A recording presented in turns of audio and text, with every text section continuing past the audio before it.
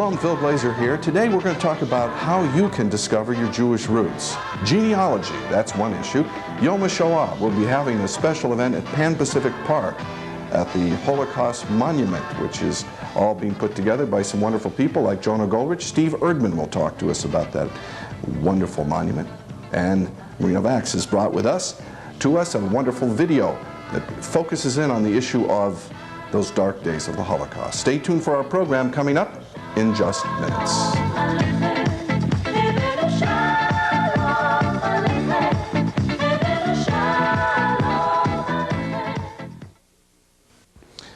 Shalom, and in this part of our program, Meyer Denn is with us.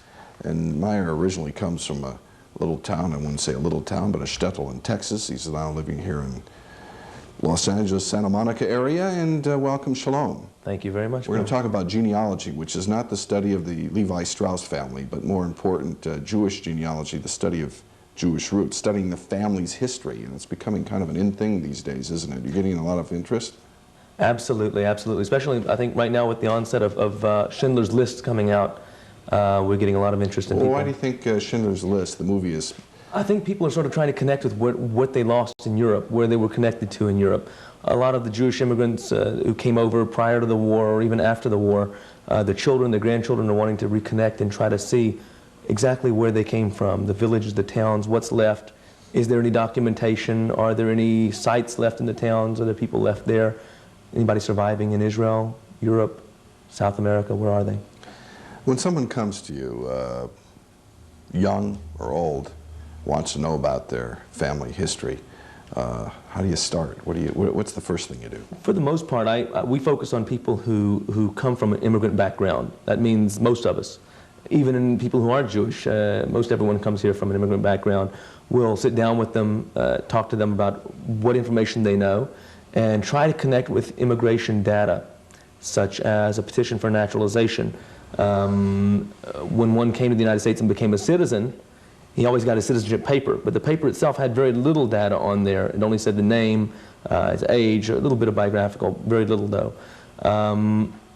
In order to get that document, they had to file what was called a petition for naturalization. That document has on it the date of birth, the town of birth, the date they left the old country, what port they left from, the name of the boat they left on, and the date it arrived and what port it arrived in this country. From that type of document, we're able to go to the ship passenger lists. By the way, all of these documents are still in existence, but most people aren't aware of that. From the ship passenger list, we can find, in many cases, the exact address in Europe prior to the war. Of course, if a person came from a shtetl or a small village, an address, it was just had the name of the town. But when you came from Warsaw or Lublin or Krakow, you'd have a name of a street and an address, which was quite interesting. It could get you back there.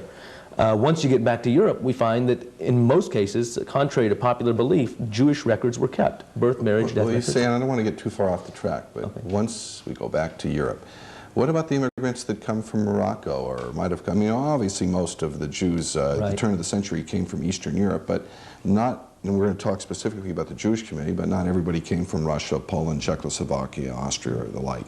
Are there, I assume there are records? There are records for those countries, for the Spanish Arabic countries like Morocco.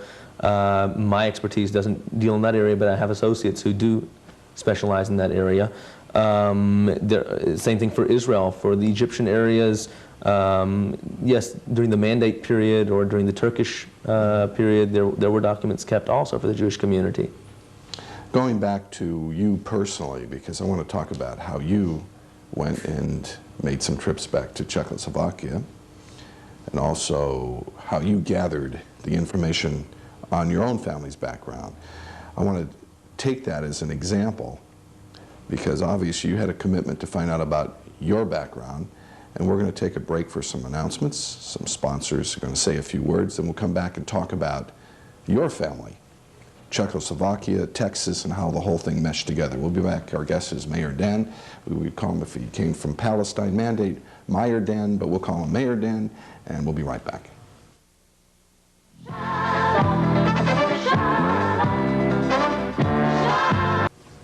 We're talking about discovering your roots. It's become kind of an in thing, a trendy thing to do, but it's really something very important for all of us, because I guess when we find out who we are, historically, we really know better about who we are. That's right, Phil. And a lot of times people, I believe, one has to know where he's coming from in order to know where he's going to some degree.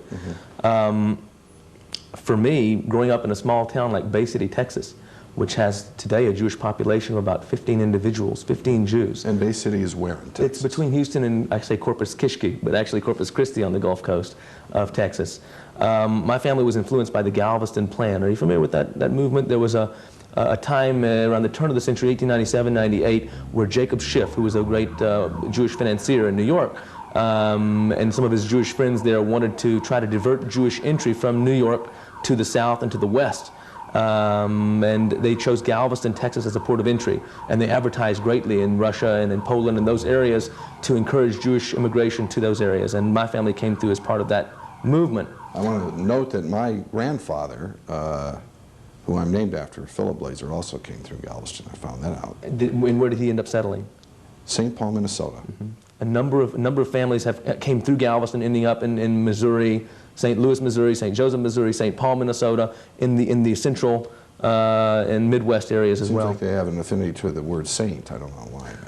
Must be. I don't Based know. on your knowledge. But coming back to your family. So, first of all, before we get into before we get into the history and how you delved into your personal family and where you come from, what event or events in your life got you into this? What made you look into your family's roots? You know, it goes way back. I think from the time I was a child, my mother telling me stories rather than bedtime stories. She would tell me stories about her grandparents and the people who were from Europe that she didn't know even, but she'd tell me the stories. And these people were sort of legendary figures to me. And I remember those stories from my childhood. I remember when I was 8 years old, my father brought home a portrait. His aunt had passed away and there was no one else to take it. He brought a portrait home of two Hasidic Jews, a husband and wife, very old couple. And it was his grandparents, my great-grandparents. And I was so shocked. I was 8 or 9 years old, and I stood there, I remember, with my jeans on and my boots, and looking at this picture and sort of wondering at that point, how can it be that this is, it doesn't connect? How can I be who I am and these people who they were? And this is only 40 years ago, 50 years ago. And that's really the first time that really got me interested. I was always interested in history, but to me, nothing could be more interesting than your own personal history. And that's what started me on my quest. Like I said, when I was 9 or 10 years old, that's been 22 years ago now. So going back to the Galveston Plan, obviously your family comes in to the United States through Galveston and the Schiff connection. What happened then? Well, that time during the Galveston Plan, there was a different movement of Jews. You know, you're familiar with the early South movement of Jews, which was the Reform movement from Germany. A lot of the German Jews settled in the South, the Deep South, and created great Reform communities there. In the Texas time, however, most of these Jews came from Russia and Eastern Europe, which was more of an Orthodox background, believe it or not, and established small communities all throughout Texas and those areas, little pockets of Jewry, almost Orthodox, if you will, at that time. So it really was Orthodox. I guess in those days there was no in-between like the conservative. It was either German liberal reform or... Well, when my family settled in Wharton, Texas initially, they established a shul there, and at that time men and women sat separately. They even had a mikveh, believe it or not, in Wharton, Texas, which was evidently not uncommon for the time. Now, when my parents went off to World War II, when they came back, they needed something more progressive, and the synagogue changed from a more traditional Orthodox to a conservative movement, and that's where the community stayed at that time. But what happened with our community was that the young people moved away. There wasn't enough enticing young people like myself to come back, and I was the youngest of my generation. And today it's really a dying community, unfortunately, and there are no young people left there. You know, as we've discussed, you and I, off camera, some of the ways in which you're able to find out about people's history, family history, the issue of the Mormon Church has come up. Yes, what's quite fascinating, Phil, is that the Mormon Church, as part of their ideology, they make it their business to go around the world and to microfilm documents, whether they pertain to Christians or Jews. It doesn't make a difference. They go to every country where they possibly can gain entry to. And I think most of our viewers are not familiar why. Why is the Mormon Church so preoccupied? You know, with I'm not an expert in Mormon in the religions. I don't know. My understanding is that as part of the ideology that one does not have to be alive in order to be accepted into the kingdom of heaven, to have eternal life, or so to speak, and therefore, when one is a Mormon, becomes a Mormon, he is obliged to find his family history, and in order to have his family members baptized, he takes the names to Salt Lake City, and they are entered into their covenant. And so whether he has an ancestor who's Jewish or not doesn't make a difference. The fact is that he's able to track them down and include them in his religion. For me, however, the Mormon Church is a great repository because I have access to their vast collection of Jewish documents as well. I'm on somewhat of a crusade, Phil. I can't impress upon people how important it is they start now. It might not be something they're interested in now, but what's going to happen is in 20 years from now, at 30 years from now, a child's going to come and ask a question. And then you're going to want to know. They're going to want to know. And they don't have the keys to open the doors. You know, every day that goes by, we're losing members of our families, members of people we knew from our hometowns who aren't going to be here 10 years down the line, 20 years down the line, and we're going to miss that knowledge. Don't get me wrong, it's not the end of the road if you don't have that right now. People always say, well, my family's all gone, there's no old-timers left. But if I talk to them for 5 or 10 minutes, we find that there is someone who knows something, or there is a key here or there. But the time to act is now, not in 20 years from now, or 30 years from now. What I'd like to do is put your phone number on the screen and ask people to call you who are interested in filling in this vacuum. And then sometime, maybe at the end of the year, what I'd like to do with you, with our viewers and our listeners and our readers, is perhaps get a number of families, perhaps a dozen, 2 dozen, 3 dozen, go back to Europe, see a few of the capitals, and then let them fan out into these little towns where their families came from. Get our viewers that would like to go back and see what's there. Phil, I got to tell you, what's really amazing is to go back and find neighbors. They're not Jews, don't get me wrong, they're not Jews, but find people who knew your family and can take you through the village or the town and say, this is where so-and-so lived, and the cemetery was over here, and here we go to the town hall, here is the book, and you can see it for yourself. It's quite fascinating to walk through the streets that your grandparents played in as children. Sure. Thank you for being with us, and we're going to keep in contact because I'm kind of interested in motivating our followers to pick up on this, because I think it's a mitzvah for their future generations. It'd be wonderful to have someone, as you say, 20 years from now, who's maybe not even born yet, know what his great-great-great-great-great-grandfather was like, where he came from.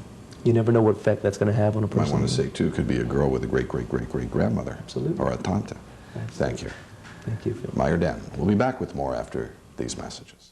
Finally, an opportunity to cruise to Israel. Yes, you can see Israel with an extensive sightseeing tour and take advantage of a cruise in the Mediterranean. On top of it, how about sightseeing in Venice and Rome?